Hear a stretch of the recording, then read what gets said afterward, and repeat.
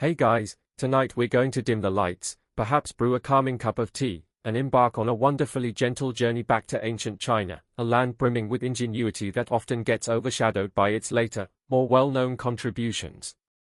You'll be exploring some truly remarkable inventions, so obscure and often so far ahead of their time, that you might just find yourself drifting off before we even finish discussing the first one.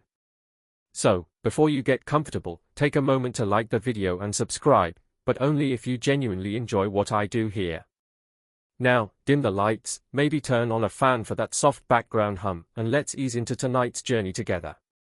You're standing on the cobbled streets of an ancient Chinese city, the distant murmur of life a soft counterpoint to the gentle breeze rustling through paper lanterns. The air is thick with the scent of wood smoke and something vaguely exotic, like unfamiliar spices. You notice, amidst the bustling marketplace, a curious contraption. It's small, perhaps no larger than your hand, made of intricately carved wood, and it seems to be moving. Not by human hand, but by some unseen force within. This, my friend, is your first encounter with the earliest automata, the mechanical marvels that whisper tales of ancient ingenuity. Imagine, if you will, the Han Dynasty, stretching across the landscape like a vast, prosperous dragon. It's a time of profound intellectual curiosity, where brilliant minds weren't just pondering philosophy but were actively tinkering, designing, and building. The concept of an automaton, a self-operating machine, might seem like something out of a futuristic dream, but it was a tangible reality, albeit a rare one, in these distant annals of history. You're not looking at a mere toy, but a testament to an understanding of mechanics that would impress even a modern engineer. The core principle behind these ancient automata often revolved around the clever manipulation of gravity, water pressure, or even simple levers and counterweights. It's not the complex electronics we think of today, but a subtle dance of forces, a mechanical ballet orchestrated by human brilliance. You might see a small wooden bird that flaps its wings when a hidden water clock releases a weighted lever, or a figure that bows as a precisely balanced system shifts its weight.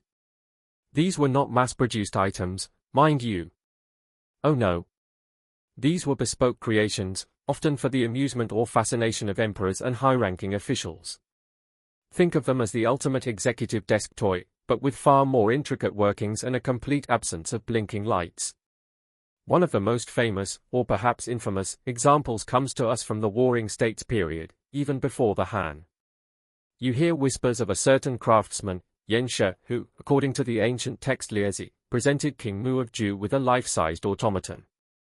This isn't just a bird or a bowing figure, this is a fully articulate, human-like creation. The text describes it as being able to walk, dance, and even sing. You can almost feel the hush fall over the royal court as this mechanical man performs, its wooden joints articulating with uncanny grace. King Mu, initially enthralled, reportedly became quite alarmed when he noticed the automaton winking at his concubines. A rather cheeky detail, if you ask me, and one that gives you a little chuckle at the sheer absurdity of a king getting jealous of a wooden dummy. This anecdote, whether entirely factual or a delightful exaggeration, underscores the sophisticated concepts of motion and replication that were being explored. Now, historians still argue whether Yan Shi's automaton was a fully functional, self-operating machine as described, or if it was a highly sophisticated puppet operated by hidden strings and pulleys. It's a matter of debate if such intricate internal mechanisms could have truly been self-sustaining given the technological limitations of the time. However, the concept itself, the very idea of creating a lifelike mechanical being, speaks volumes about the imaginative leaps these ancient inventors were making. You lean closer, trying to discern any telltale strings on the small automaton in the marketplace, but see none. It simply moves. The principles derived from these early automata weren't just for entertainment. They laid the groundwork for more practical applications. Think about the intricate gears that would later appear in astronomical instruments, or the water-powered mechanisms that would drive mills and even early timekeeping devices. It's like learning to ride a bicycle before you design a car. The fundamental understanding of kinetic energy, of levers and fulcrums, of how to translate one type of motion into another, these were the bedrock principles being explored through the creation of these seemingly trivial mechanical wonders. You might wonder, why build such things? Was it purely for amusement? While entertainment certainly played a role, there was also a philosophical dimension. The Chinese worldview often sought to understand the interconnectedness of the cosmos, the flow of qi, and the harmony between heaven and earth. Creating machines that mimicked natural phenomena, or even human actions, was perhaps an attempt to understand these grander systems, to bring the order of the universe into a manageable, observable form. You could almost say it was an early form of reverse engineering the world around them.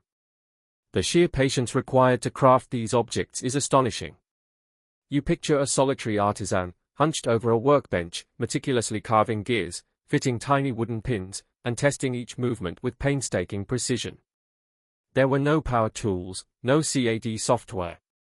It was all done by hand, with simple chisels, saws, and a profound understanding of materials. The wood had to be just right, the metal components, if any, perfectly shaped, and the balance exquisitely achieved. It makes you appreciate the fast-paced, instant gratification of our modern world, where if something doesn't work, we just toss it and get a new one. These craftsmen invested not just skill, but a piece of their very being into each creation. Consider the notion of a hidden complexity. You're looking at a wooden bird that flaps its wings. Simple, right? But the true genius lies in the internal mechanism you don't see. The springs, often made of bamboo or animal sinew, the levers, the intricate arrangement of weights and counterweights, these are the silent partners in the mechanical dance. It's a bit like looking at a calm surface of a pond, completely unaware of the intricate ecosystem teeming beneath. These ancient automata were often designed to mask their true workings, adding to their mystique and wonder. The less you understood how they worked, the more magical they appeared. This fascination with automata wasn't unique to China, of course, but the particular flavor of Chinese ingenuity often leaned towards natural, organic materials and a more subtle approach to mechanical movement. While the Greeks might have focused on pneumatic devices and the Romans on water-powered gadgets, the Chinese were masters of intricate gearing and the delicate balance of forces. You can almost feel the gentle hum of unseen gears turning, the soft click of a wooden lever engaging, as you contemplate these forgotten marvels. It's a quiet mechanical symphony, played out centuries ago.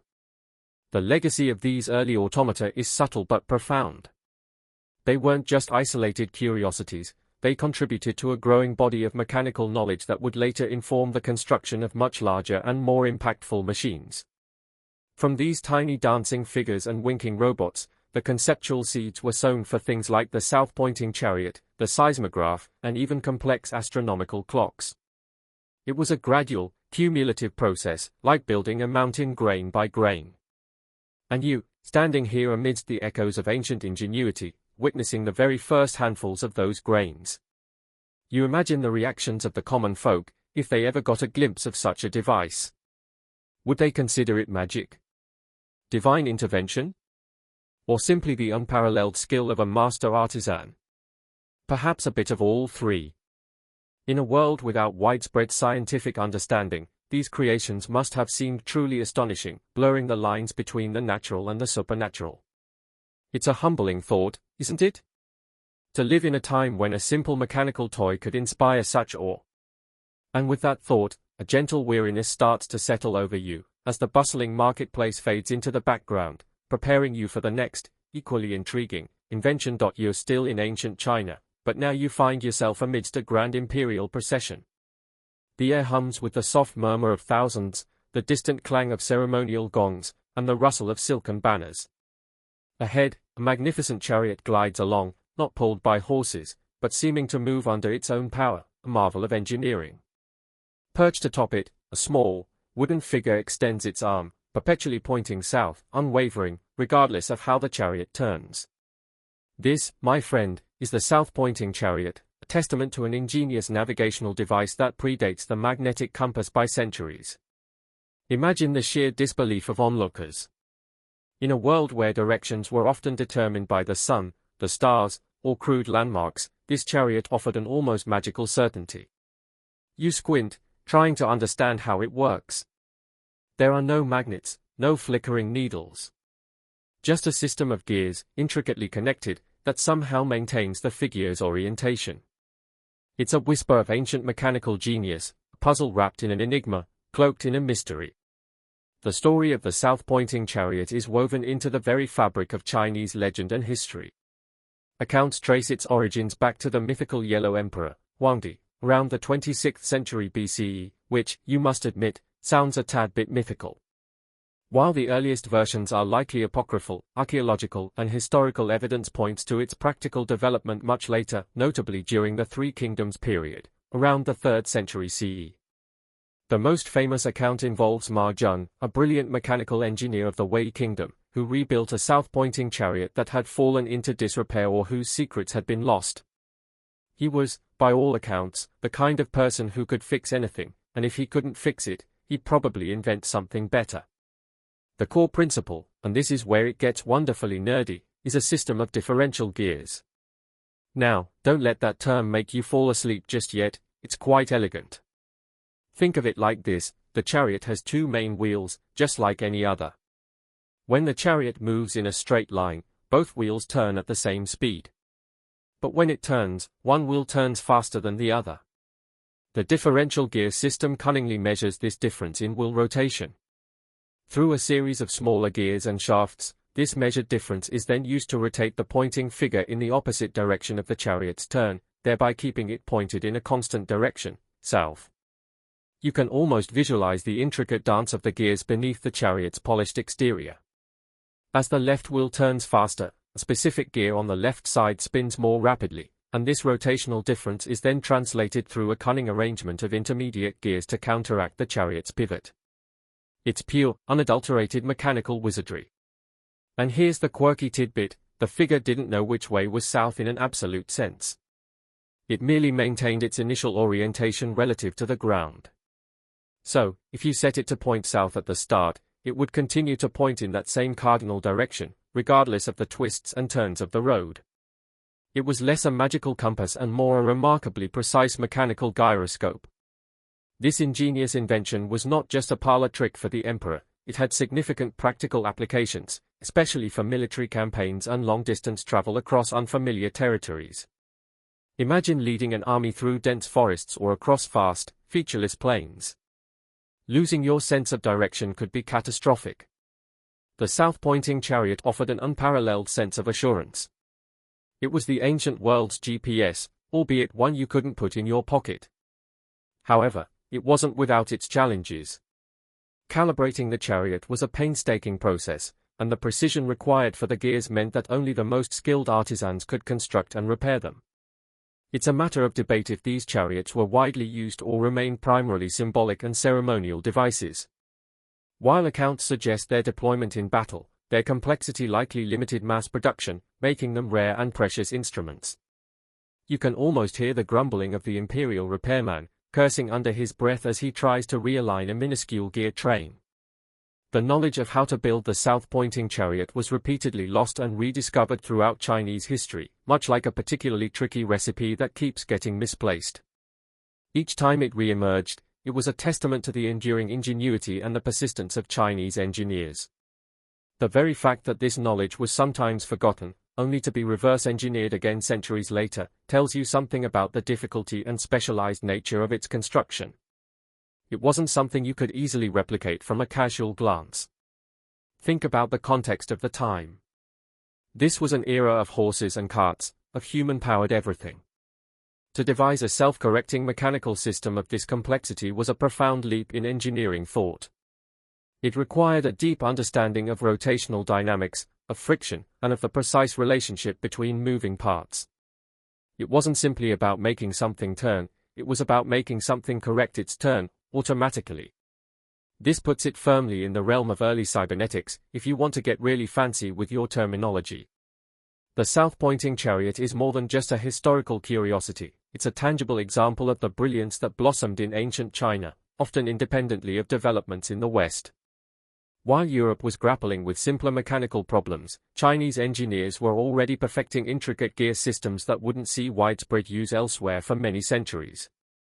It's a quiet testament to a road less traveled, a path of mechanical innovation that often gets overlooked in the grand narrative of global history. You can almost feel the gentle rotation of the gears, the smooth, unwavering pivot of the pointing figure, as you contemplate the vastness of the ancient world and the cleverness required to navigate it. The chariot rolls on, a silent sentinel, always pointing south, a symbol of human perseverance and the relentless pursuit of understanding the world around us, even if that understanding is expressed through a beautifully complex assembly of wood and brass. The sun begins to dip lower, casting long shadows, and the south-pointing chariot continues its steady course, lulling you further into the gentle embrace of forgotten history. The imperial procession has faded into the distance, and now you find yourself in a quiet courtyard, bathed in the soft glow of a perpetually burning lamp, its light casting dancing shadows. But your attention is drawn to something far more intriguing, a large, ornate bronze vessel, resembling a wine jar, with 9 dragons adorning its sides, each holding a bronze ball in its mouth. Around the base, 8 bronze toads sit, their mouths agape. This is the seismograph of Zhongheng, the world's first known earthquake detector, a truly astonishing piece of ancient technology from the Eastern Han Dynasty, around 132 CE. You lean in closer, a sense of quiet wonder settling over you. How could a device so ancient, so seemingly simple, detect something as powerful and unpredictable as an earthquake?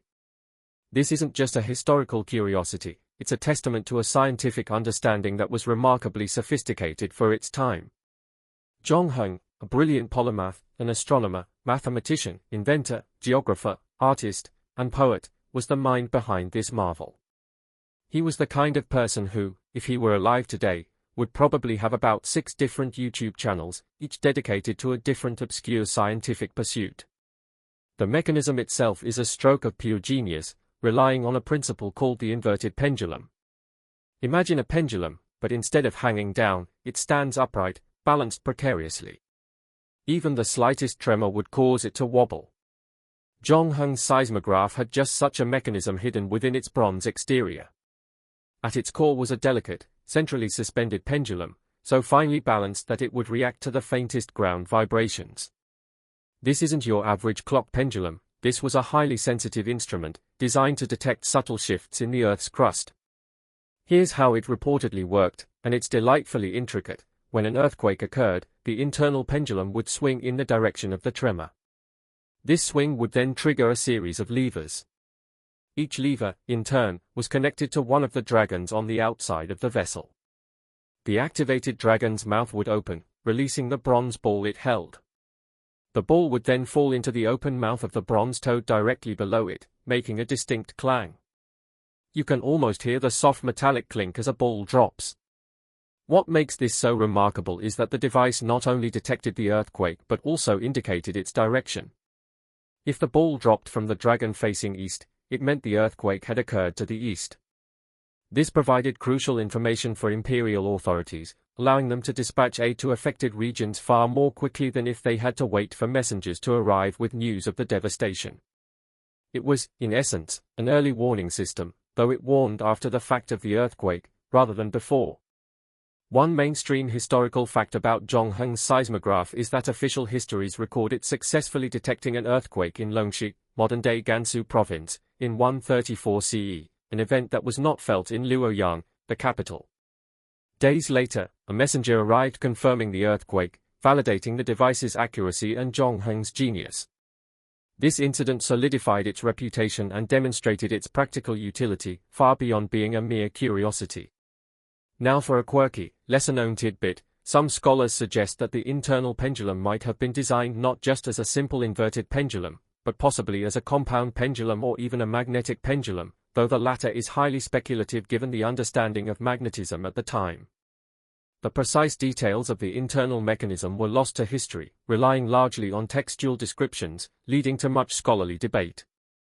This brings us to our phrase indicating scholarly debate. It's a matter of debate if the internal mechanism was solely mechanical or incorporated any other subtle principles to enhance its sensitivity. Modern reconstructions have attempted to recreate it, but the exact historical blueprint remains elusive. The very concept of predicting or even detecting earthquakes was revolutionary. In a world where natural disasters were often attributed to angry deities or cosmic imbalances, Zhongheng approached the problem with a rational, scientific mind. He wasn't trying to appease the gods, he was trying to understand the Earth's movements through observation and mechanical principles.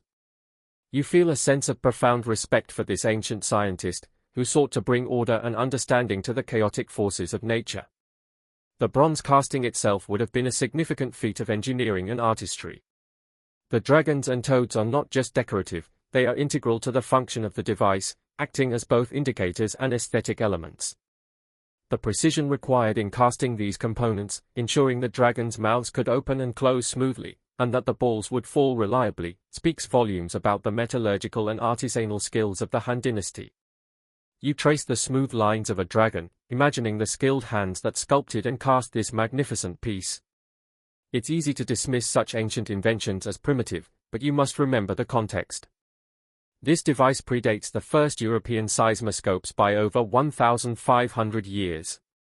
It truly stands as a testament to the advanced scientific thinking that was present in ancient China, often developing independently and following different conceptual paths than those taken in the West.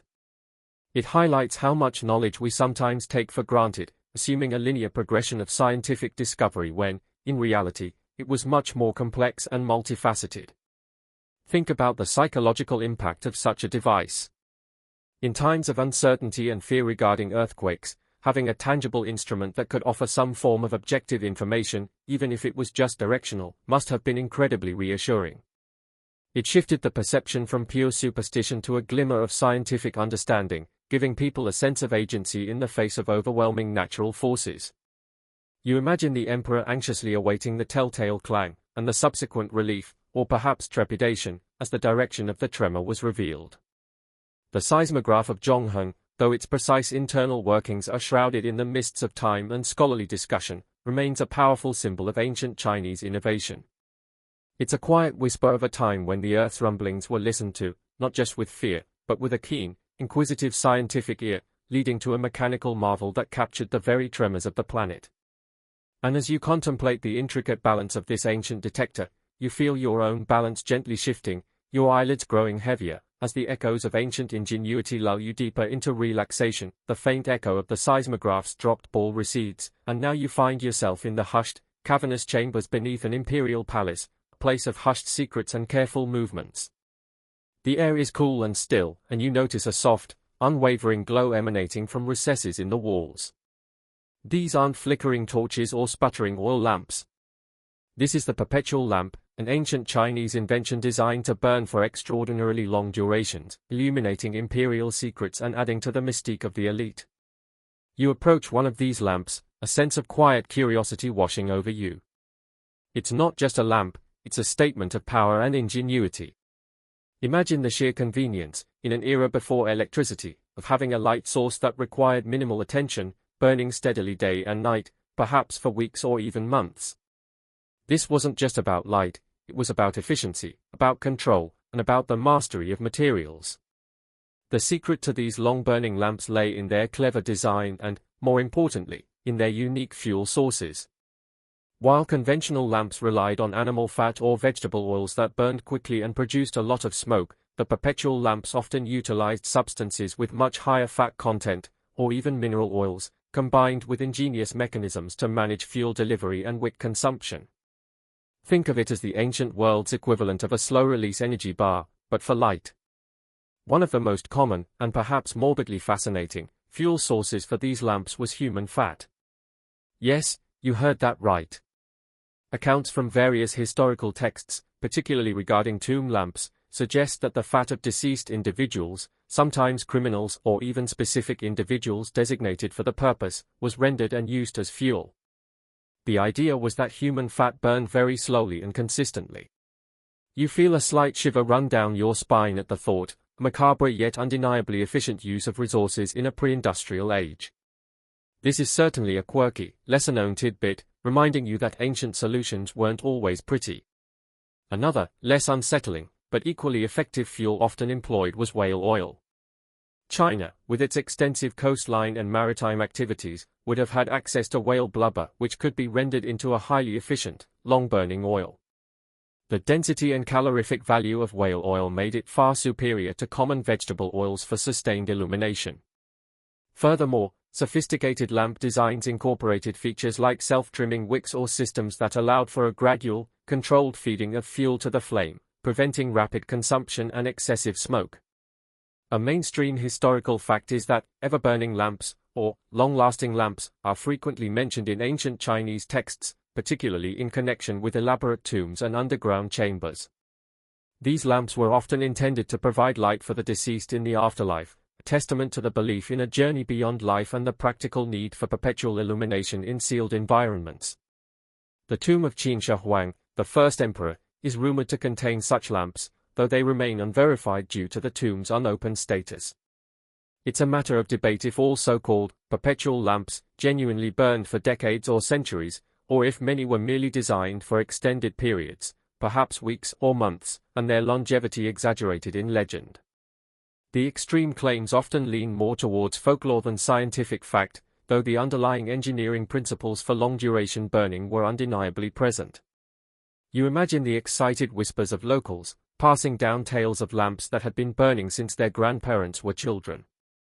The engineering behind these lamps wasn't just about the fuel, it was also about managing the burning process itself. Consider the wick. A typical wick would char and require constant trimming. These perpetual lamps likely used wicks made from asbestos, a material known to the Chinese for its fire-resistant properties, or perhaps wicks interwoven with fine metal strands that resisted charring. The lamp's design would also often include a reservoir for the fuel, sometimes sealed to prevent evaporation, and a system to draw the fuel up to the flame at a very slow, controlled rate, maximizing its burn time. You realize that these lamps were not just functional objects but also imbued with symbolic meaning. A light that never goes out could represent eternal life, divine presence, or the enduring legacy of a ruler. For emperors, a perpetually lit chamber might have conveyed a sense of ultimate power, defiance of the natural order of day and night. It's a quiet flex of ancient technological prowess, a subtle assertion of dominance over the limitations of the natural world. The environment in which these lamps were often placed, sealed tombs or underground complexes, also played a role in their longevity. Without drafts or significant oxygen fluctuations, the flame could burn more stably and efficiently. The cool, stable temperatures of underground chambers would also help to preserve the fuel, preventing it from degrading or evaporating too quickly. You can almost feel the still, cool air around you, ideal conditions for a lamp that never truly sleeps. While the concept of perpetual might be an exaggeration for most, the ability to create a lamp that could burn for a week or even a month without human intervention would have been a monumental achievement. Think of the labor saved, the constant need for servants to tend to lights removed. It was a luxury, certainly, but a luxury born of clever engineering and an acute understanding of combustion. The rediscovery of some of these ancient lamps in archaeological digs, though often extinguished by the time of discovery, provides tantalizing clues to their construction. Analysis of residues found within them often confirms the use of various animal fats or mineral oils, supporting the historical accounts. It's like finding the faint scent of a long-lost perfume, hinting at a forgotten era. These forgotten inventions, like the perpetual lamp, remind you that even the simplest needs, like light in the darkness, drove incredible innovation in the ancient world. The ingenuity wasn't always about grand machines, but often about perfecting everyday necessities, bending the laws of nature, just a little, to suit human convenience. And as the soft, constant glow of the perpetual lamp bathes you in its gentle light, you feel a deep sense of calm, ready to drift further into the quiet annals of forgotten history. The soft, steady glow of the perpetual lamp fades, and now you find yourself on a windswept hill, the distant landscape sprawling beneath a vast, ancient sky. You hear a curious rustling sound above, and looking up, you see them, enormous, elegant shapes, soaring and dipping on the currents of air. These aren't birds, but something far more ingenious, kites, large and intricate, used by ancient Chinese armies for aerial reconnaissance and communication, long before anyone even dreamed of a hot air balloon, let alone an airplane. You watch, mesmerized, as one particularly large kite, perhaps 20 feet across, hovers steadily, a tiny figure, barely visible, seemingly clinging to its frame. This isn't recreation, this is a serious military application. Imagine the tactical advantage, seeing enemy troop movements, mapping their fortifications, or even signaling across vast distances, all from a perspective no ground soldier could ever achieve. It was the ancient world's drone surveillance, but with a lot more string and a much higher risk of falling. The history of kites in China stretches back thousands of years, with legends attributing their invention to figures like Mozi and Lu Ban as early as the 5th century BCE. These early kites were likely simpler, perhaps made of bamboo and silk, primarily for amusement or religious ceremonies. However, it was their transformation into instruments of war that truly highlights their ingenuity. A mainstream historical fact is that during the Chu-Han contention, 206 to 202 BCE, General Han Xin of the Han dynasty reportedly used kites to calculate the distance to an enemy stronghold. By flying a kite over the enemy's city and measuring the length of the string, he could accurately determine the range for his archers or plan attack routes. This was sophisticated range finding, done with nothing but wind, string, and silk. Now for a quirky, lesser-known tidbit. Some historical accounts, though highly debated and bordering on legend, suggest that some of the largest kites were even capable of lifting a human observer. The story of Gong Shu Ban, a contemporary of Mozi, describes him constructing a wooden bird that flew for 3 days without landing. While the literal interpretation of this as an early manned flight device is heavily disputed, it's more likely a sophisticated, very large glider kite. The idea of human aerial ascent was clearly present in ancient Chinese thought. It's a matter of debate if the wooden birds were true gliders or exceptionally large kites capable of carrying very light payloads for short distances, or if these accounts are entirely metaphorical. The distinction between a very large kite and a rudimentary glider becomes quite blurry in these ancient narratives. The materials used for these early military kites were crucial. Bamboo, known for its strength and flexibility, formed the framework. Silk, lightweight yet incredibly strong and durable, was the preferred material for the kite surface, offering excellent aerodynamic properties. The adhesives used were typically natural glues derived from animal products, carefully applied to ensure the kite remained taut and airtight. You can almost feel the smooth, slightly coarse texture of the silk, stretched taut against the bamboo frame, catching the wind. Beyond reconnaissance and range finding, kites served as vital communication devices. Imagine signaling across valleys or over enemy lines using colored kites, or patterns of kite flight. A specific dip, a certain height, or a sudden descent could convey messages that would be impossible to send through traditional means. It was a visual telegraph system, powered by the wind, offering a silent, swift method of transmitting orders or reporting observations in real time. The art of kite flying for military purposes would have required immense skill. Not just in constructing the kite, but in understanding wind currents, thermal updrafts, and how to maneuver the kite to achieve the desired observation or signal. It wasn't just about launching a kite, it was about piloting it, expertly manipulating the strings to guide its trajectory and position. You can picture a seasoned kite master, his eyes narrowed against the sun, his hands deftly working the multiple lines, coaxing the silk bird to perform its duty. The strategic implications were enormous. Being able to see what your enemy was doing, without them knowing you were watching, was a significant advantage. It allowed commanders to anticipate attacks, prepare defenses, or launch surprise maneuvers. The sheer psychological impact on the enemy, seeing a strange, silent object hovering above their camp, must have been unsettling. Was it a god? A demon? Or just some very clever string and silk? The mystery alone would have been a weapon. While the large, man-carrying kites are mostly legendary, the use of kites for observation and signaling is well documented and undeniably practical. These were sophisticated instruments, designed for specific military objectives, rather than mere recreational toys. They represent a unique branch of early aeronautical engineering, demonstrating an intuitive understanding of aerodynamics and lift. It's a quiet testament to the idea that innovation doesn't always come from brute force, but often from elegant solutions that harness natural phenomena. The development of kites also paved the way for later innovations.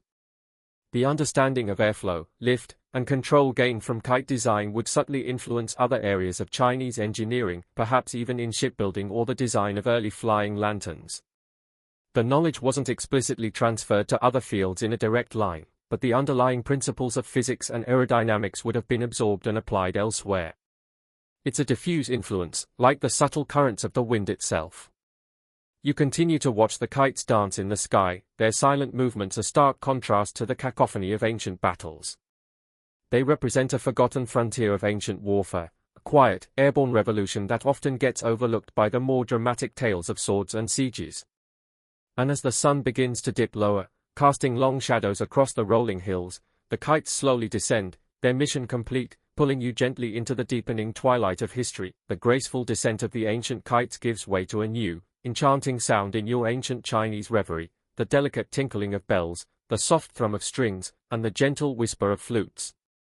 You're no longer on a windswept hill, but within a lavish imperial hall, surrounded by exquisite silks and polished jade. In the center of the room, not a human ensemble, but an array of intricate figures, crafted from wood and bronze, appear to be playing musical instruments with astonishing precision. This is the mechanical orchestra, a testament to the ancient Chinese fascination with automata and their surprising ability to create automated musical performances. You watch in quiet awe, almost expecting one of the figures to wink at you, recalling the tale of Yenshi's cheeky automaton. But these figures are dedicated musicians, their movements synchronized, their purpose solely to delight the emperor and his court. Imagine the sheer wonder, in an age before phonographs or even complex clockwork music boxes, of witnessing an ensemble perform without human hands guiding each note. It was the ultimate display of luxury and technological prowess, a concert where the performers never missed a beat and never demanded a raise. Accounts of these mechanical orchestras often come from historical texts describing imperial banquets and grand celebrations. While the precise details of their internal mechanisms are often vague, the descriptions speak of figures that could strike drums, pluck strings, blow into pipes, and even dance in time with the music. It wasn't a matter of random noise, it was an orchestrated, albeit mechanically produced, symphony. A mainstream historical fact, the most detailed descriptions of such automated musical devices come from the Tang dynasty, 618 to 907 CE, a golden age of innovation and cultural flourishing. During this period, the Emperor Xuanzong, 712 to 756 CE, was known to have a particular fondness for mechanical curiosities, including automated performers. These weren't just simple figures, they were often part of larger, elaborate displays, perhaps accompanying a mechanical wine dispenser or a rotating tableau. This highlights a trend of integrating complex automata into courtly entertainment. Now for a quirky, lesser-known tidbit, some scholars suggest that the music produced by these mechanical orchestras wasn't always directly played by the figures themselves, but rather, the figures simulated playing, while the actual sound was produced by hidden bellows, pipes, or resonators within the main apparatus. The figures served as a visual spectacle, enhancing the illusion of autonomous performance. It's a bit like a cleverly designed lip-sync battle, but with ancient technology. It's a matter of debate if every single instrument depicted was truly played by the automaton, or if some were purely visual aids to a central sound-producing mechanism. The line between illusion and pure mechanical replication was often blurred for maximum dramatic effect. The engineering behind these mechanical orchestras would have been astonishingly complex. It required not just an understanding of gears and levers, but also a profound grasp of timing and sequence. Think about it, a drum needs to be struck at a precise moment, a string plucked for a specific duration, a flute-like sound produced at the right pitch. This implied the use of camshafts or rotating cylinders with pegs, similar to those found in later European music boxes, which would activate the various levers and mechanisms at pre-programmed intervals. Each peg, each bump on the cam, would correspond to a specific note or action, creating a mechanical score. The materials would have been exquisitely chosen, fine woods, polished bronze, silk threads for internal workings, and perhaps even carefully tuned bamboo pipes or metal chimes for sound production. The artisans who crafted these pieces were not just engineers, they were artists, infusing their creations with both mechanical genius and aesthetic beauty. You imagine the meticulous carving of each hand, each finger, positioned just so, ready to strike a miniature drum or pluck a delicate string. The purpose of these mechanical orchestras was multifaceted. Primarily, they served as a symbol of the emperor's wealth, power, and the technological advancement of his realm. To be able to command such intricate, non-human performers was a demonstration of ultimate control and access to unparalleled ingenuity. They also provided novelty and entertainment, offering something truly unique and mesmerizing to the royal court, distinguishing their banquets from those of lesser mortals. Beyond the entertainment, these creations might have subtly contributed to the development of precision engineering. The need for accurate timing, consistent movement, and synchronized actions would have pushed the boundaries of mechanical design. Lessons learned from perfecting a mechanical drummer could, in theory, be applied to more practical devices requiring similar precision, though direct links are rarely explicit in historical texts. It's a subtle ripple effect, like the gentle vibration of a drum's skin. you consider the philosophical implications. In a culture that highly valued harmony and order, the creation of machines that could produce harmonious music without human error might have held a special appeal. It was a kind of perfect order, a controlled beauty, reflecting perhaps the desired harmony of the imperial court itself. The automatons played tirelessly, flawlessly, without ego or dissent, the perfect subjects, in a way. The accounts of these mechanical orchestras, though sometimes embellished by the passing of centuries, paint a vivid picture of a culture that embraced technological marvels for both utility and spectacle. They show a willingness to experiment, to combine artistry with engineering, and to push the boundaries of what was thought possible with gears, levers, and clever design. It reminds you that the pursuit of entertainment has often been a powerful driver of innovation, leading to breakthroughs that sometimes found their way into more mundane, practical applications. As the gentle, rhythmic sounds of the mechanical orchestra fill the air, a peaceful lull washes over you. The figures play on, their silent, precise movements a timeless ballet of ancient engineering, pulling you deeper into a tranquil state, where the marvels of the past slowly blur into the quietude of the present. The harmonious, if somewhat eerie, melodies of the mechanical orchestra gently fade, and you find yourself no longer in an opulent hall, but near the banks of a wide, flowing river. The air is fresh, carrying the scent of water and distant reeds. On the river's surface, a vessel unlike any you've seen before glides by, not propelled by oars or sails, but by large, rotating wheels on its sides. These are the early paddle boats, remarkable innovations from ancient China that revolutionized naval travel and warfare, providing a glimpse into a world far ahead of its time in maritime technology. You watch with a mixture of quiet fascination and gentle awe as the paddles steadily churn the water, pushing the boat forward with a rhythmic efficiency. In an era dominated by human-powered galleys or wind-dependent sailing junks, a vessel that moved under its own sustained mechanical power was nothing short of revolutionary. It was the ancient world's answer to steam power, but with a lot more muscle and a distinct lack of hot air. The development of paddle boats in China can be traced back to at least the 5th or 6th century CE, during the Southern Dynasty's period, long before similar designs appeared in the West. These early paddle boats were not simply experimental curiosities, they were built for practical purposes, primarily for military use on rivers and lakes, offering a significant tactical advantage over traditional oared vessels. A mainstream historical fact, the most famous and well-documented early paddle boats were the treadwheel boats, or paddle wheel warships, developed during the Tang Dynasty, 618 to 907 CE, and refined during the Song Dynasty, 9601-279 CE. These were often large vessels, sometimes with multiple paddle wheels on each side, propelled by human power. Soldiers inside the hull would literally tread on a system of pedals connected to a central shaft, much like a giant treadmill, which in turn rotated the paddle wheels. Accounts describe some of these ships being quite formidable, capable of carrying hundreds of men and various armaments. Now for a quirky, lesser-known tidbit, some historical records suggest that smaller versions of these paddle wheel boats were occasionally used for recreational purposes by the wealthy elite, fitted with elaborate canopies and even small cabins for leisure excursions. Imagine taking a leisurely Sunday cruise on an ancient Chinese paddle boat, perhaps with a mechanical orchestra playing in the background. It's a charming thought, and a testament to the versatility of the technology. It's a matter of debate if the earliest designs were truly effective in open water or if their practical utility was limited primarily to calmer rivers and lakes. The stability and propulsion in strong currents would have been a significant engineering challenge. The engineering brilliance lay in the simple yet effective translation of human rotational power into propulsive force. The concept of the paddle wheel itself was ingenious. Instead of pushing water with oars, which is discontinuous and often inefficient, the rotating paddles provided a continuous, steady thrust. This allowed for greater speed, less fatigue for the crew, as the treading motion was more ergonomic than rowing, and crucially, the ability to move against strong currents, which was a game-changer for logistics and strategic deployment.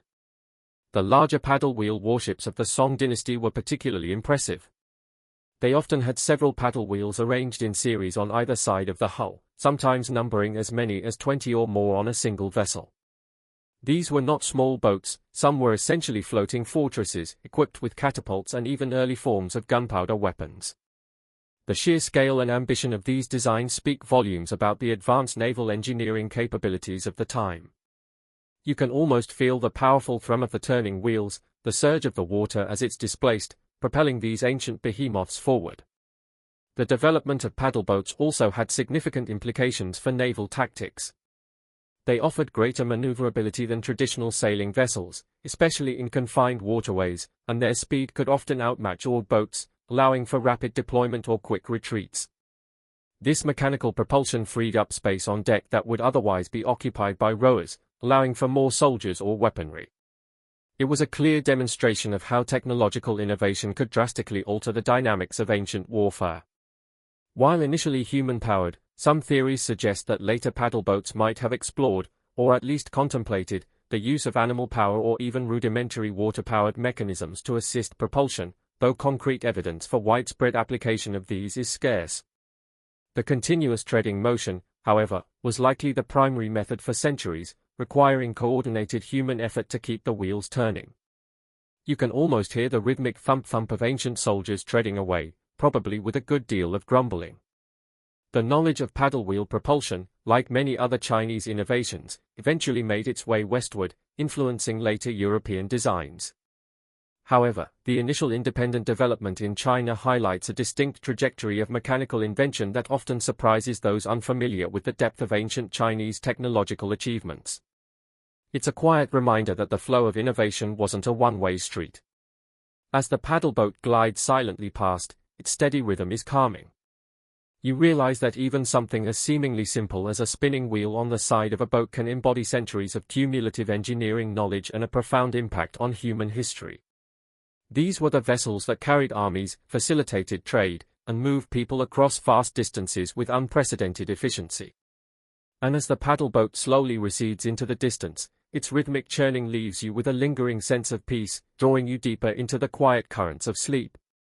The steady rhythmic splash of the paddle boat fades into the background, and now you find yourself in a different kind of chamber, one where the air hums with intellectual pursuit rather than mechanical propulsion. You're observing a truly magnificent and complex device, taller than a person, made of bronze and intricately adorned. Gears subtly whir, water gently drips, and miniature figures periodically emerge and retract, indicating the passage of time and the positions of celestial bodies.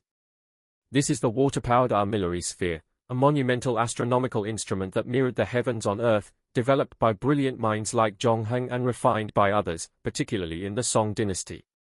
You gaze up, feeling dwarfed by its complexity and beauty. This wasn't merely a clock, it was a cosmic model, a working replica of the universe as understood by ancient Chinese astronomers. Imagine the awe of a courtier, or even an emperor, witnessing this marvel, its gears turning silently, its pointers aligning with the stars above, all powered by the continuous flow of water. It was the ancient world's planetarium and observatory rolled into one, a profound blend of engineering and cosmology. The concept of an armillary sphere dates back centuries in China, used for observing and plotting celestial movements. However, the innovation that elevated it to a truly extraordinary level was the integration of a complex water-powered mechanism. This allowed the sphere to rotate automatically, synchronizing its movements with the actual celestial sphere, essentially providing a continuous, real-time representation of the cosmos. A mainstream historical fact, the most famous and sophisticated water-powered armillary sphere was built by Suzong in the 11th century CE during the Song dynasty. His cosmic engine, also known as the water-powered astronomical clock tower, was a colossal structure, over 30 feet tall, housing an armillary sphere, a celestial globe, and mechanical figures that struck bells and gongs to indicate the hours. It incorporated an escapement mechanism, a crucial component for regulating the speed of clocks, centuries before its widespread use in European clockmaking. This was precision timing on an epic scale. Now for a quirky, lesser-known tidbit, Suzong's original clock tower was so massive and complex that it required a team of dedicated technicians to maintain it, a kind of ancient IT department for astronomical instruments.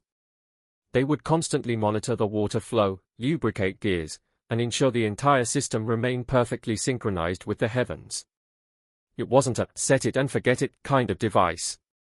It's a matter of debate if the primary purpose of these grand devices was practical astronomical observation, or if their symbolic and ceremonial functions, demonstrating imperial power and cosmic harmony, were equally, if not more, important. Perhaps it was a bit of both, a beautiful fusion of utility and spectacle. The engineering behind Su Song's cosmic engine was astounding. It involved a sophisticated system of water wheels, gear trains, and the escapement mechanism to regulate the flow of power. The water, often collected in a constant level tank to ensure steady pressure, would flow into scoops on a large water wheel.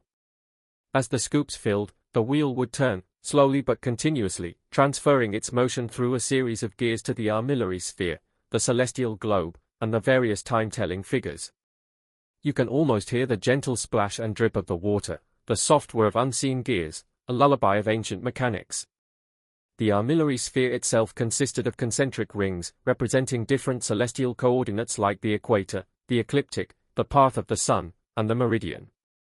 Pointers on these rings would track the positions of the sun, moon, and visible planets and stars. It was a physical manifestation of complex astronomical calculations, making the movements of the cosmos tangible and observable.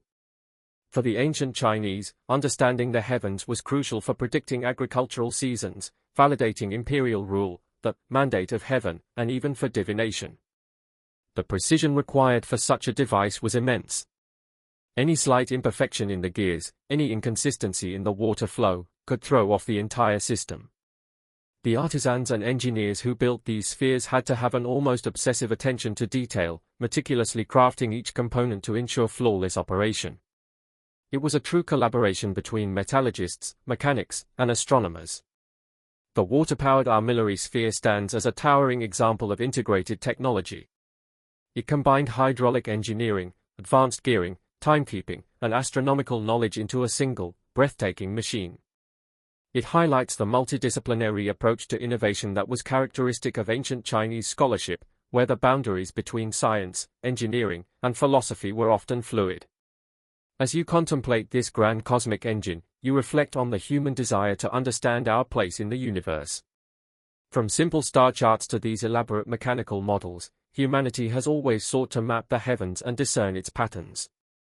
The water-powered armillary sphere was perhaps the most ambitious attempt in the ancient world to bring the distant stars down to Earth, to make the cosmic dance visible and understandable for all to see. The soft hum of the gears and the gentle trickle of water create a soothing backdrop, pulling you deeper into a state of quiet contemplation. You imagine the ancient astronomers, their faces lit by the gentle glow of the sphere, charting the movements of planets, unraveling the mysteries of the cosmos. And as the celestial sphere slowly turns, its silent movements mirror the turning of time, drawing you further into the tranquil embrace of sleep. The gentle whirring of the water-powered armillary sphere slowly recedes, replaced by a subtle shift in the air around you. You're no longer in a scholarly chamber, but rather a grand, sun-drenched pavilion, probably belonging to a high-ranking official or the emperor himself. A gentle breeze seems to flow through the space, surprisingly cool and refreshing, defying the stifling heat that you know must be pressing down outside. This, my friend, is your encounter with ancient air conditioning, the ingenious, albeit rudimentary, attempts at climate control for the comfort of the elite in ancient China. You feel the slight relief, a welcome respite from the imagined historical humidity. In an era long before Freon and humming compressors, the pursuit of comfort in oppressive heat was a luxury reserved for the very powerful. This wasn't about chilling a whole building, it was about creating localized pockets of coolness, oases of comfort in sweltering summers. Think of it as the ultimate luxury good, far more practical than a mechanical orchestra if you're trying to avoid a heat stroke. The principles behind ancient Chinese air conditioning were based on cleverly manipulating natural elements, water and wind. It wasn't about refrigeration, but about evaporation and airflow management. They understood that moving air felt cooler and that evaporating water could draw heat from the surroundings. A mainstream historical fact, during the Tang dynasty, 618 to 907 CE, Emperor Xuanzong, the same one who liked mechanical orchestras, reportedly had a cool hall, or liangjian, at his palace. This hall was designed with ingenious water features, including water wheels that would draw water from nearby streams or reservoirs. This water was then directed to cascade over strategically placed fans or through conduits beneath the floors, creating a continuous flow of cool air through the building. It was essentially an early form of an evaporative cooler, scaled up for imperial comfort. Now for a quirky, lesser-known tidbit, some accounts suggest that besides water, large blocks of ice, harvested from frozen lakes in winter and stored in insulated underground ice houses, which the Chinese were also quite good at constructing, were sometimes used in these cool halls during peak summer months. These ice blocks would be placed near the water features or in special vents, adding an extra layer of cooling to the circulating air. Imagine the sheer logistical effort required to transport and store massive quantities of ice just for a bit of imperial comfort. It's a matter of debate if the primary cooling effect came from the circulating water, the evaporation, or from the less frequent but more direct cooling provided by ice, particularly given the effort involved in its storage. The exact ratio of these methods likely varied depending on the season and the specific imperial building. The engineering involved a sophisticated understanding of hydraulics and air circulation. The water wheels weren't just decorative, they were functional power sources, driving the fans or circulating the water. The design of the conduits and vents would have been crucial, ensuring that the cooled air was effectively distributed throughout the desired space. It wasn't just about splashing water around, it was about creating a controlled microclimate within the pavilion.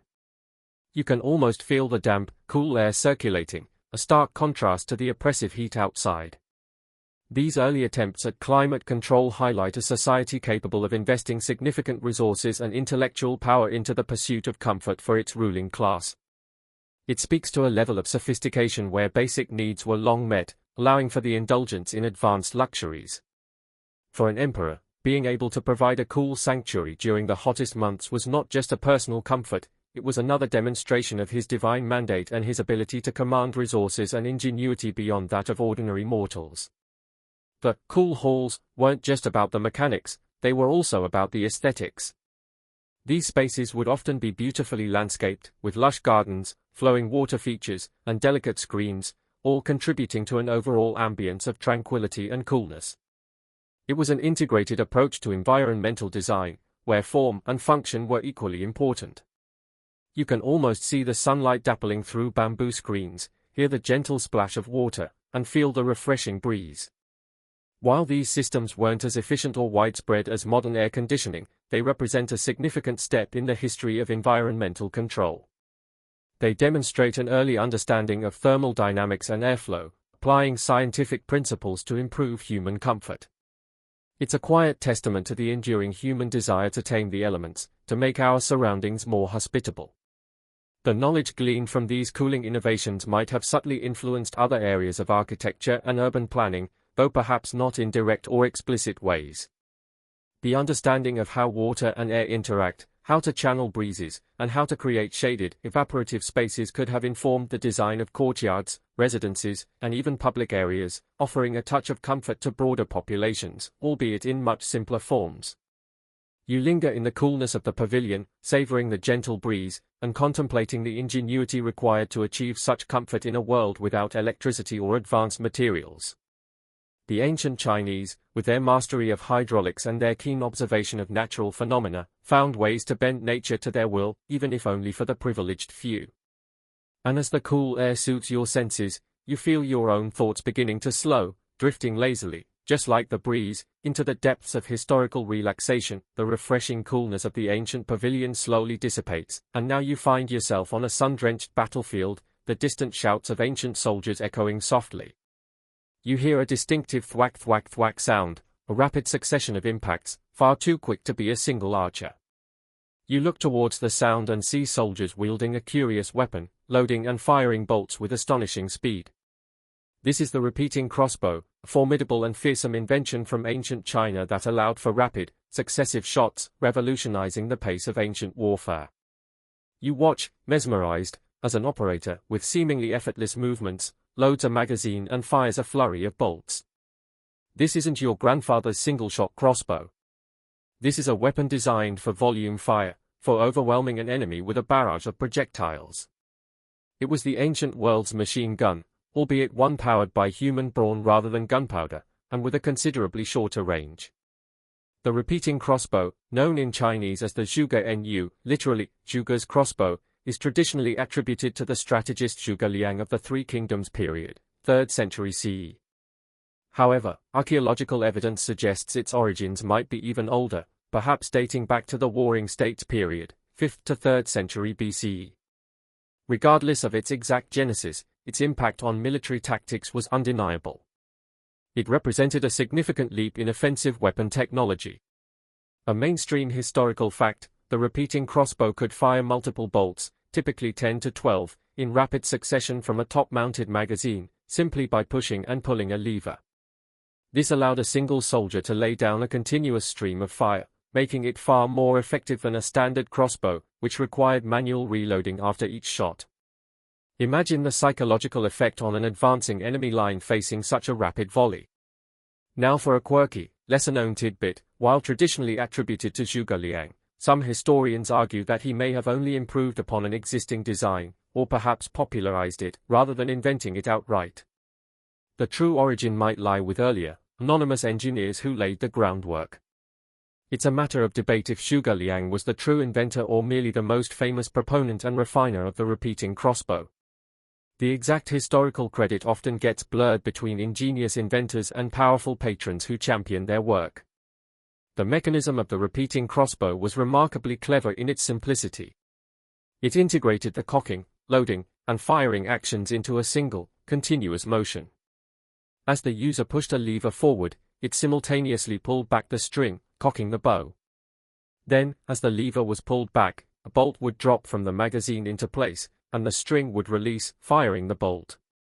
All in one smooth, fluid movement. This efficiency significantly increased the rate of fire, transforming a single-shot weapon into a continuous fire system. You can almost feel the satisfying thunk as a bolt seats itself, followed by the crisp snap of the string releasing its energy. The bolts themselves were typically smaller and lighter than those used in standard crossbows, compensating for the less powerful draw weight of the repeating mechanism. While lacking the penetrating power of a heavy crossbow bolt, the sheer volume of fire compensated for this. A repeating crossbow operator might not kill with every shot, but they could certainly wound, disorient, and pin down an enemy. In ancient close-quarters combat, a wounded soldier was often as good as a dead one, if not worse for enemy morale and logistics. These weapons were particularly effective in defensive situations, such as defending fortifications or city walls. A line of repeating crossbowmen positioned on a rampart could unleash a continuous storm of bolts, making it extremely difficult for attackers to approach or scale the walls. They were also useful in naval battles, providing a suppressive fire advantage against enemy vessels. You imagine waves of small, wooden projectiles raining down, turning an advance into a very bad day. The repeating crossbow's design shows a deep understanding of mechanical leverage and sequential action. It was a testament to the Chinese engineers' ability to streamline complex operations into a single, intuitive movement. This focus on efficiency and speed was a hallmark of many Chinese military innovations. While the repeating crossbow didn't entirely replace the more powerful single-shot crossbows or bows, it carved out a crucial niche for itself, especially where sustained, high-volume fire was needed. Its legacy is a fascinating chapter in the history of weaponry, demonstrating an early understanding of rapid-fire principles that wouldn't be fully explored in other cultures for centuries. You continue to watch the ancient soldiers, their movements practiced and precise, as they unleashed their volley of bolts. The sound is a quiet reminder of the ingenuity applied even to the destructive arts, a testament to the relentless human drive to gain an advantage, no matter the cost. And as the distant shouts of battle begin to soften, and the thwack-thwack of the crossbow bolts fades into a gentle hum, you feel the rhythms of ancient warfare gently lull you into a deeper, more peaceful state. The rhythmic thwack of the repeating crossbow fades, and now you find yourself in a quieter, more reflective space, a bustling workshop, filled with the faint scent of pulp and ink. You see artisans diligently working, pressing fibrous sheets, carving intricate blocks, and carefully applying pigments. This is the heart of paper and printing innovations from ancient China, a revolution that, while perhaps less dramatic than a weapon or a mechanical orchestra, laid the slow, steady groundwork for global literacy and the spread of knowledge. You sense the profound quiet diligence of the place, a stark contrast to the clamor of battle. Imagine a world where knowledge is fragile, written on bamboo slips or silk, cumbersome and expensive to reproduce. The invention of paper changed everything, and the subsequent development of printing made knowledge accessible in ways previously unimaginable. It was the ancient world's information superhighway, initially a winding dirt path, but destined to become a sprawling network.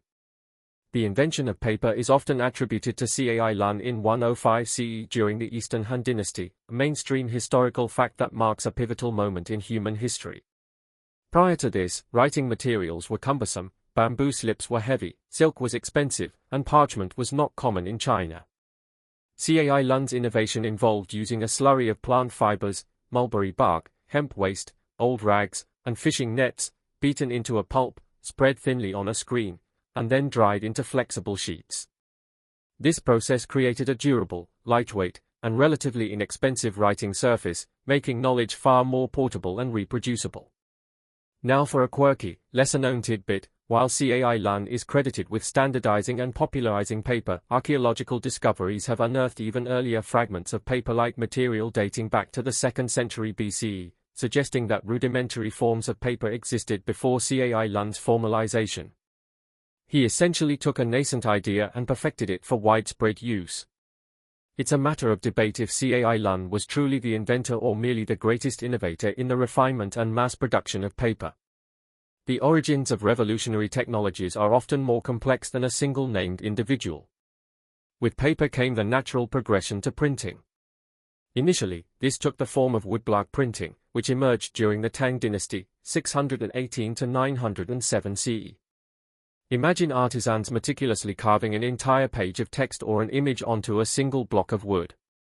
Once carved, ink was applied to the raised surfaces, and a sheet of paper was pressed onto the block, transferring the image. This process, while still labor-intensive, allowed for the production of multiple identical copies much faster than manual copying. You can almost smell the faint, earthy scent of ink and freshly pressed paper. The earliest surviving printed book is the Diamond Sutra, a Buddhist scripture from 868 CE, discovered in the Mogao caves. This is a crucial mainstream historical fact, demonstrating the sophistication of early woodblock printing. It's a beautifully printed scroll, complete with intricate illustrations, showcasing the high level of skill achieved by these ancient printers. The evolution from woodblock to movable type was another monumental step. While Johannes Gutenberg often gets all the credit in the West, movable type was invented in China by Baisheng between 1041 and 1048 CE during the Song dynasty. He developed ceramic movable type, where individual characters were carved into clay, fired to harden them, and then arranged on an iron frame to form a page. After printing, the characters could be disassembled and reused. This was a direct precursor to Gutenberg's metal movable type, centuries later. The challenges with movable type in China were unique, however. Chinese writing uses thousands of distinct characters, unlike the relatively small alphabet of Western languages. This meant that creating and storing a vast inventory of movable type was a formidable logistical challenge. This is a context that often causes scholarly debate. It's a matter of debate if the practical utility and widespread adoption of movable type in China were hindered by the sheer number of characters, making woodblock printing often more efficient for large print runs, especially for frequently used texts. The efficiency calculations for a phonetic alphabet versus a logographic system were vastly different. Despite these challenges, paper and printing had a profound impact on ancient Chinese society. They facilitated the widespread dissemination of Buddhist and Confucian texts, greatly increased literacy rates among the gentry and merchant classes, and revolutionized the civil service examination system by allowing for the production of standardized texts. Knowledge, once confined to elite circles, began its slow, inevitable journey towards broader accessibility. You trace the intricate lines on a carved woodblock, feeling the smoothness of the ink-stained surface. The patience and precision required for this craft were immense. Each character, each stroke, was a testament to the dedication of the ancient scribes and printers. They were not just making copies, they were preserving and transmitting culture, one sheet of paper at a time. These innovations also fostered a burgeoning book culture. Libraries grew, scholars had easier access to texts, and new forms of literature and scholarship emerged. The quiet revolution of paper and print allowed for the accumulation and sharing of knowledge on an unprecedented scale, laying the foundational stone for future scientific and cultural advancements. As you stand in this quiet workshop, witnessing the slow, methodical process of paper making and printing, you realize the enduring legacy of these forgotten inventions. They are the silent engines of intellectual progress, the quiet architects of modern literacy. And as the subtle aroma of pulp and ink gently surrounds you, a calming sense of historical continuity washes over you, pulling you deeper into the quiet, reassuring rhythm of sleep. The gentle scent of paper and ink from the ancient print shop recedes, and now you feel the intense heat of roaring furnaces, hear the clang of hammers, and smell the sharp tang of hot metal. You're standing in an ancient Chinese foundry, a place of immense power and transformative alchemy, where glowing ore becomes the backbone of an empire. This is the world of blast furnaces and steel production, advanced metallurgical techniques that enabled the mass production of iron and steel, far beyond the capabilities of many contemporary cultures. You feel the dry heat on your skin, see the sweat glistening on the brow of the ancient laborers. This isn't just a small forge, this is an industrial-scale operation, a testament to an understanding of metallurgy that allowed the Chinese to produce iron and steel in quantities and qualities unrivaled for centuries. It was the ancient world's heavy industry, powering everything from agricultural tools to formidable weaponry. The Chinese mastered iron casting and steel production far earlier and on a much larger scale than the West.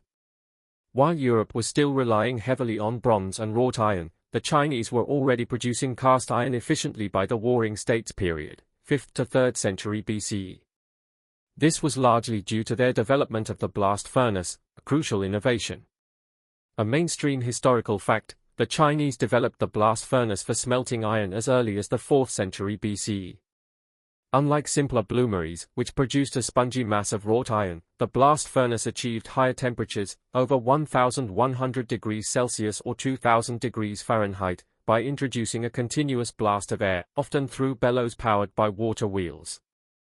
These high temperatures melted the iron ore, producing liquid cast iron, which could then be poured into molds to create various objects. This was a revolutionary step, allowing for mass production of iron tools and weapons. Now for a quirky, lesser-known tidbit, the earliest Chinese blast furnaces weren't just about the heat, they also benefited from the local geology. China had abundant reserves of phosphoric iron ore, and while phosphorus can make steel brittle, it lowers the melting point of iron, which was advantageous for early blast furnaces trying to reach sufficient temperatures with limited technology.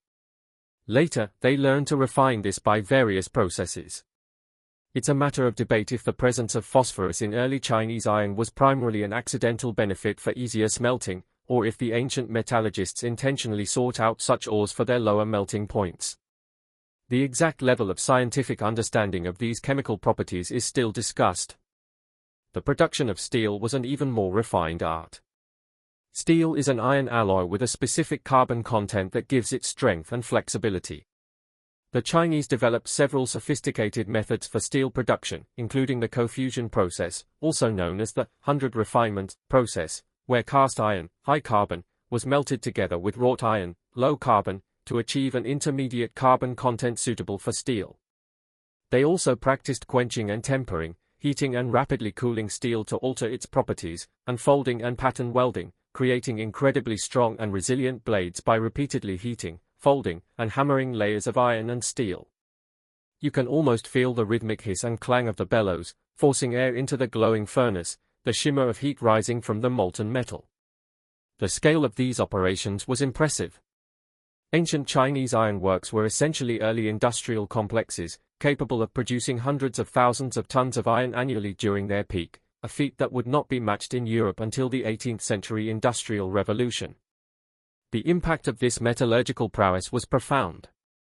It led to superior agricultural tools like the iron plowshare, which allowed for more efficient farming and thus greater food production.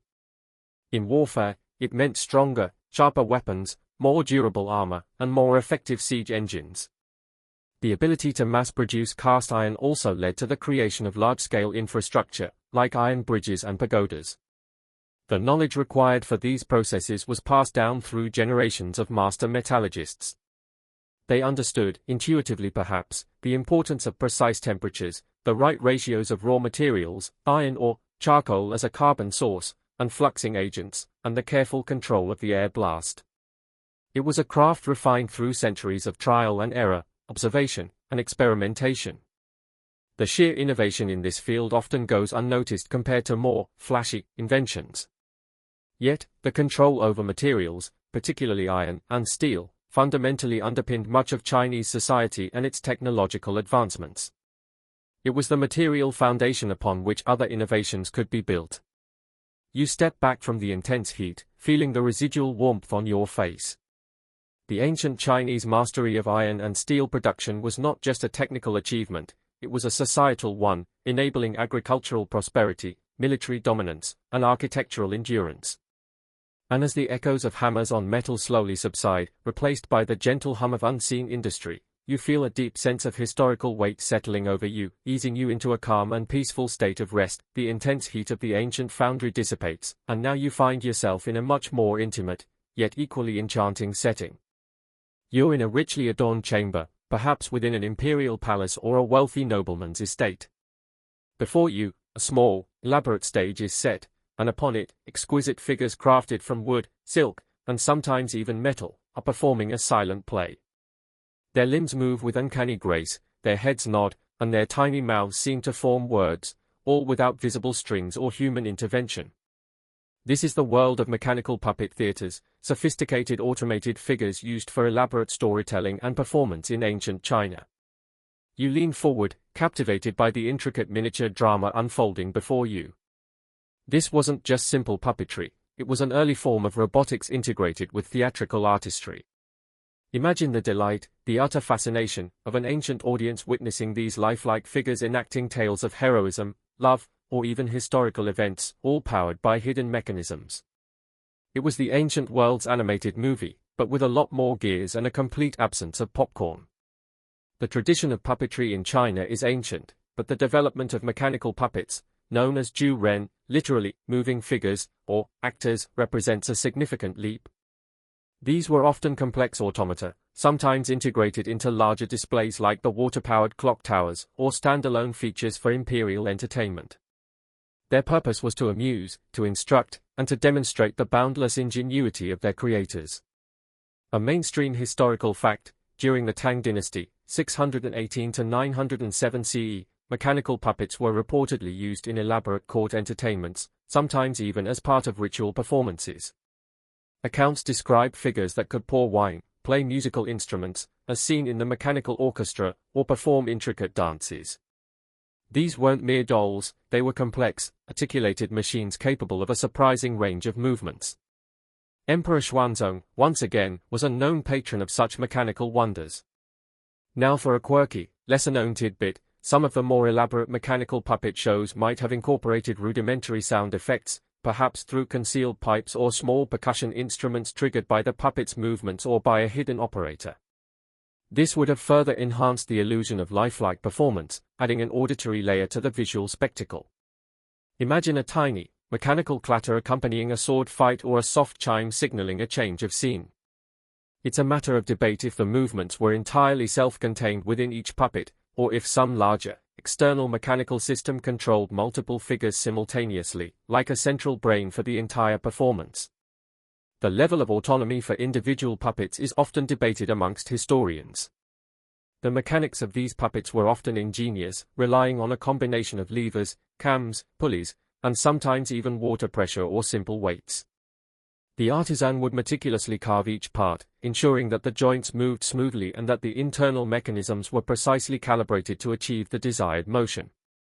The figures themselves were often beautifully crafted, adorned with silk garments and painted features, adding to their lifelike appearance. You can almost see the tiny gears whirring, the delicate levers shifting, bringing the silent actors to life. The storytelling aspect was crucial. These mechanical puppet theaters weren't just about showing off technology, they were about conveying narratives. They would perform famous legends, historical anecdotes, or moral tales, making abstract concepts or distant events tangible and engaging for the audience. For the imperial court, it provided a sophisticated form of entertainment that was both culturally enriching and technologically impressive. The skills required to create such mechanical puppets were diverse.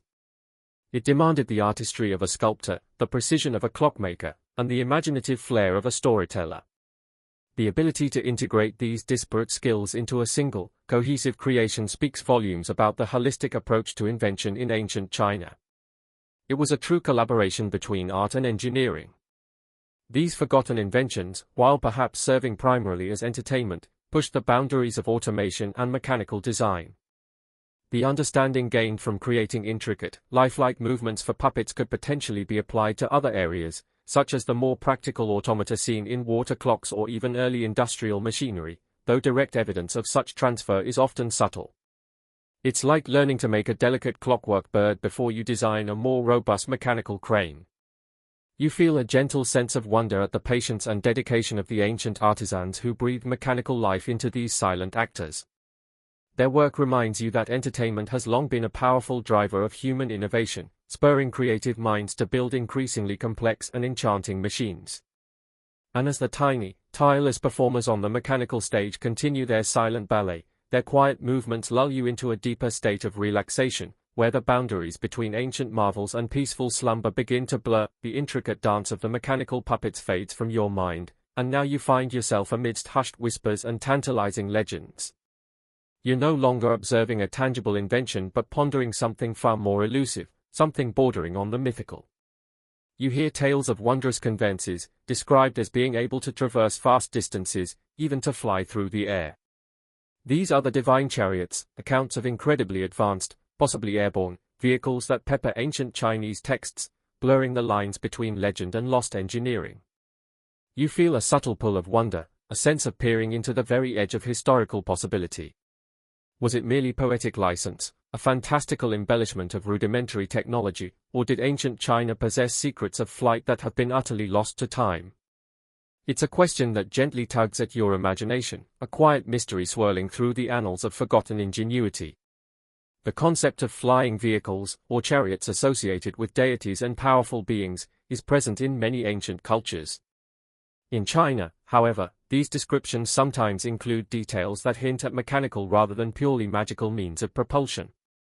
These accounts are found in various texts, from philosophical treatises to historical chronicles, though often highly stylized and open to interpretation. A mainstream historical fact, the philosopher Mozi, 5th century BCE, is recorded as having attempted to build a wooden bird that could fly. While this is often interpreted as a large, sophisticated kite or glider, as mentioned previously, the emphasis on wooden bird and the description of it flying for a period suggests a mechanical construction rather than a simple kite. This isn't necessarily a divine chariot, but it establishes a foundational interest in aerial locomotion. Now for a quirky, lesser-known tidbit, there are tantalizing, highly speculative accounts from the Qin dynasty, 221 to 206 BCE, where the first emperor, Qin Shi Huang, is rumored to have possessed flying chariots, or to have been visited by immortals who arrived in such craft. These stories are deeply embedded in folklore and imperial mystique, often serving to enhance the emperor's divine connection. However, the sheer persistence of such narratives begs the question, were they purely symbolic, or did they have some distant, perhaps exaggerated, basis in early proto-aerodynamic experiments? It's a matter of debate if these accounts represent genuine, forgotten aerial technology, or if they are purely allegorical and mythological, perhaps serving to legitimize imperial power or express a longing for impossible feats. Separating fact from fantastic hyperbole is an ongoing challenge for historians. The descriptions of these divine chariots, even if fanciful, often include elements that suggest mechanical understanding, wheels, levers, or even references to internal mechanisms that allowed for movement without visible propulsion. They aren't simply described as floating, they are sometimes depicted as riding the wind, implying a passive use of air currents, or powered by the inner workings, suggesting some form of concealed engine or spring mechanism. Consider the human fascination with flight. From the earliest times, we have looked to the birds with envy. The ancient Chinese, with their deep understanding of engineering principles, as evidenced by paddle boats, automata, and elaborate water clocks, would naturally have applied this curiosity to the challenge of flight.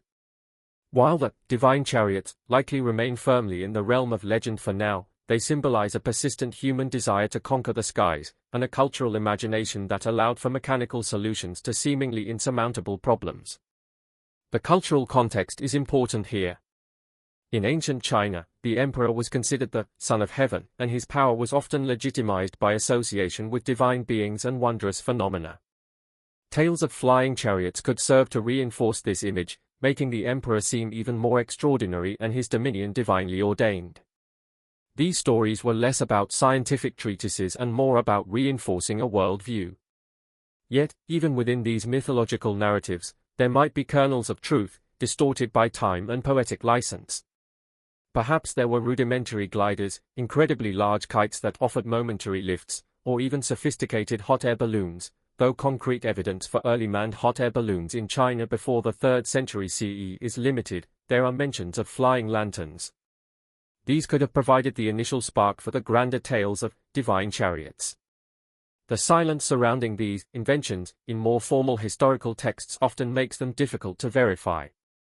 Unlike the seismograph or the repeating crossbow, which had clear practical applications and detailed historical records, the divine chariots often float in the realm of legend, passed down through oral tradition or embellished in literary works. This makes them all the more intriguing, leaving ample room for your imagination to wander.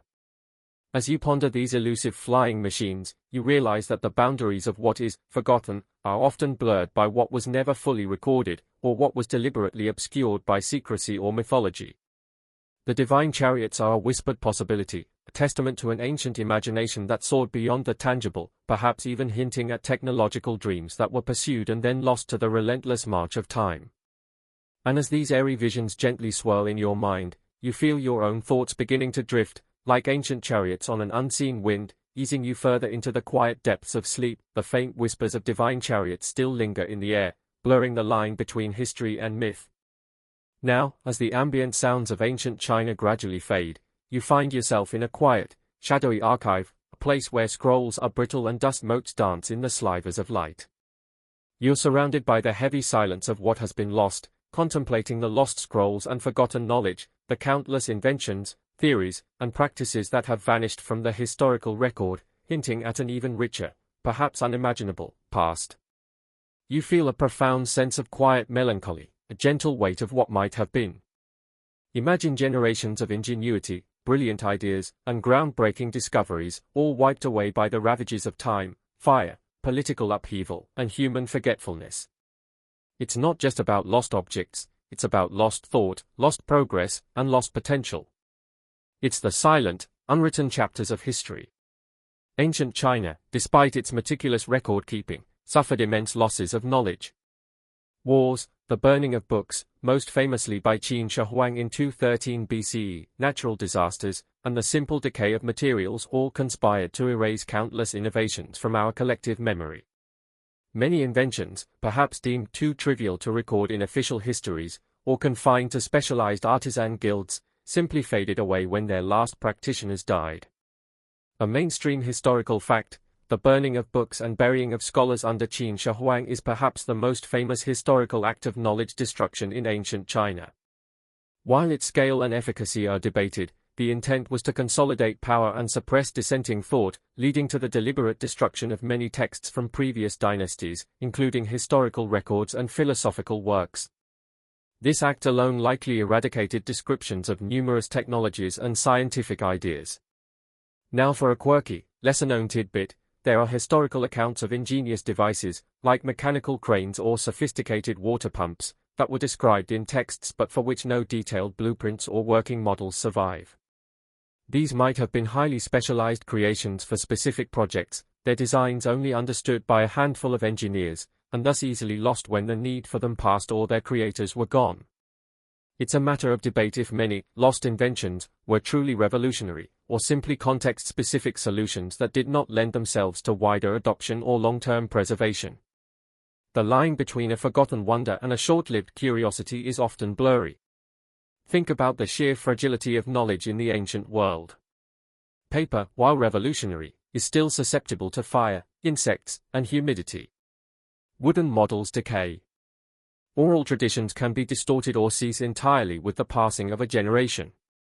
Without widespread, robust methods of documentation and dissemination, which printing only slowly began to remedy, even groundbreaking inventions could easily become obscure. Consider the craft secrets.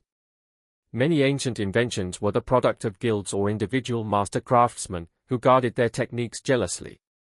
The knowledge was often passed down through apprenticeship, rather than written treatises. If a master died prematurely, or if a line of succession was broken, an entire body of knowledge could simply vanish. You can almost feel the weight of this forgotten expertise, hovering like ghosts in the quiet air.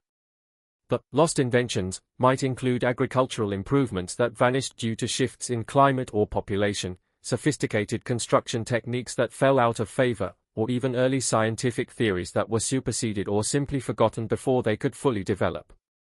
Perhaps there were rudimentary forms of optics, or advanced chemical processes for dyes or ceramics, whose detailed methodologies are no longer known. Every archaeological discovery, every unearthed scroll, offers a tantalizing glimpse of this vast, submerged continent of lost knowledge. This profound sense of what's lost highlights the ongoing work of historians and archaeologists, piecing together fragments, interpreting ambiguous texts, and trying to reconstruct a fuller picture of human ingenuity. It's a continuous puzzle, where many pieces are simply gone forever, leaving tantalizing gaps.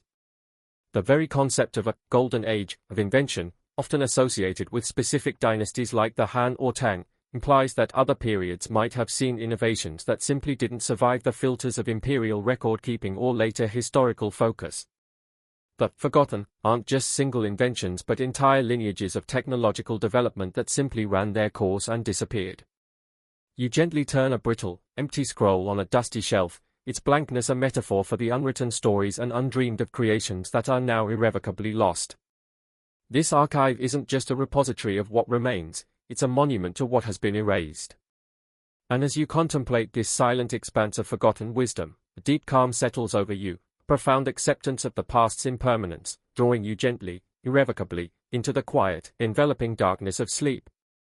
And so, our gentle journey through the forgotten wonders of ancient China slowly draws to a close. The subtle whir of unseen gears, the quiet splash of ancient water clocks, the distant clang of a seismograph's ball, all these sounds begin to soften, to blend, like colors bleeding together on a wet canvas. You are drifting now, effortlessly, carried by the quiet currents of history. The meticulous craftsmanship of the earliest automata, those tiny, winking mechanical figures, seems to merge with the unwavering directional certainty of the south-pointing chariot, a marvel of ancient navigation. The steady glow of a perpetual lamp, burning patiently in the silent darkness, now becomes one with the soaring, silent flight of reconnaissance kites, whispering secrets from the ancient skies. The delicate, pre-programmed melodies of the mechanical orchestra, playing their timeless tunes, gently weave into the rhythmic churning of early paddle boats, propelling their passengers across calm, ancient waterways. The grand cosmic engine of the water-powered armillary sphere, with its slow, deliberate mirroring of the heavens, dissolves into the refreshing, subtle currents of ancient air conditioning, offering a moment of cool reprieve from the summer sun. The rapid, insistent thwack of the repeating crossbow, once a sound of ancient conflict, now softens to a gentle tap, a reminder of forgotten military ingenuity. The rustle of paper and the quiet press of early printing, those humble yet revolutionary acts of knowledge dissemination, flow into the intense, transformative heat of ancient blast furnaces and steel production, the very forge of an empire. And the intricate, silent performances of mechanical puppet theaters, those tiny automated dramas, blend with the ethereal whispers of divine chariots, hinting at the unreachable dreams of flight. Finally, everything merges into the vast, silent sea of lost scrolls and forgotten knowledge, a poignant reminder of the impermanence of even the grandest human endeavors. You are now simply floating in a tranquil sea of historical echoes, the sounds and sights of ingenuity and antiquity fading into a gentle hum. The weight of time, the grand sweep of human creation and loss, settles softly around you, like a comforting blanket. There's no need to hold on to any specific detail now, just let the feeling of deep calm wash over you. The long night is quiet, and the ancient world offers its final, peaceful embrace. This video has explored remarkable forgotten inventions from ancient China, including automata, the south-pointing chariot, Zhongheng's seismograph, perpetual lamps, and early forms of air conditioning and printing. It also touched upon sophisticated paddle boats, astronomical instruments, repeating crossbows, advanced metallurgy, mechanical puppet theaters, and speculative aerial devices, concluding with a reflection on lost knowledge. Please note, this video is for informational and supplementary purposes only and should not be considered medical advice. If you are experiencing any health concerns, please consult a healthcare professional for early diagnosis and treatment.